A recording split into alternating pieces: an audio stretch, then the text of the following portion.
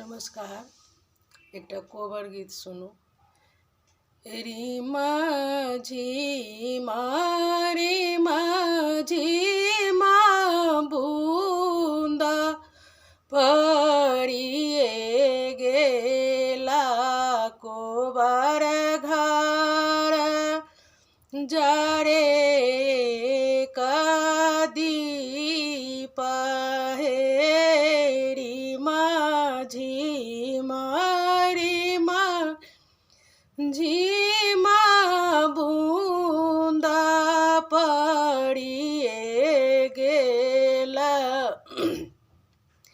कोबर घर जरे दीप हे ताही कोबर सुता गेला रामचंद्र दूल्हा हा सीता सुहबे बेनिया डोलाऊ हे ताही कोबर सुता गेला रामचंद्र दूल्हा हा सीता सुहबे बेनिया डोलाऊ हे बेनिया डोलबते प्रभु बाहिया मुरुची गेला टूटी गेला बेनिया के डांट हे बेनिया डोलबते प्रभु बाहिया मुरुची गेला टूटी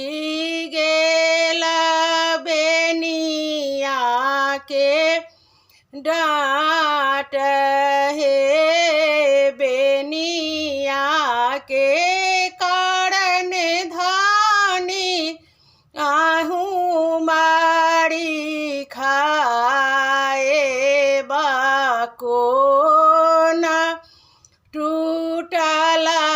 बेनिया के डांट हे बेनिया के कारण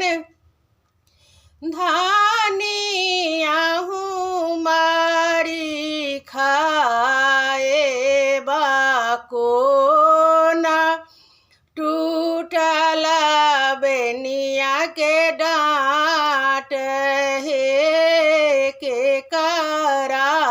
पठाएबू हम बाबूजी के राजा में के करा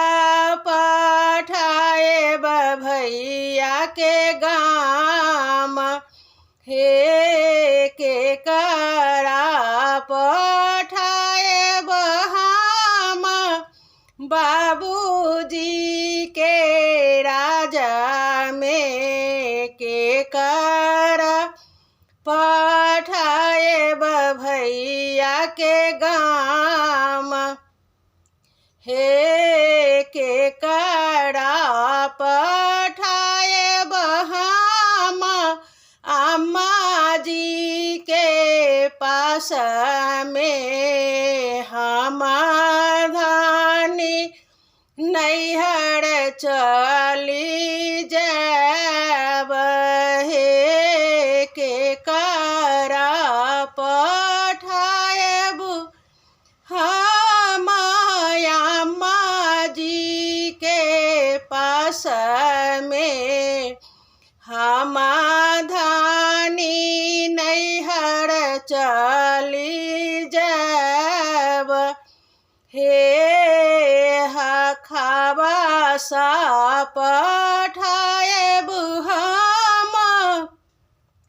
बाबूजी के राजा में हजामा पठाएब भैया के गाम हे खबसा पठाएब हम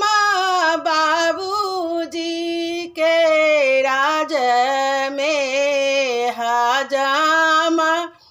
पठाएब भैया के गाम हे चेरिया पठाएब हम अम्मा जी के पास में हम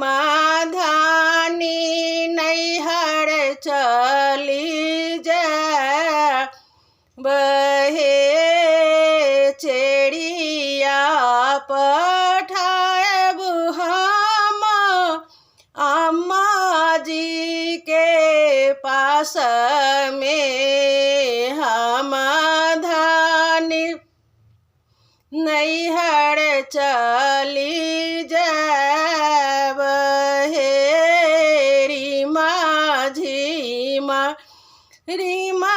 झीमा बूंदा बरसी गेला कोबर घर जरे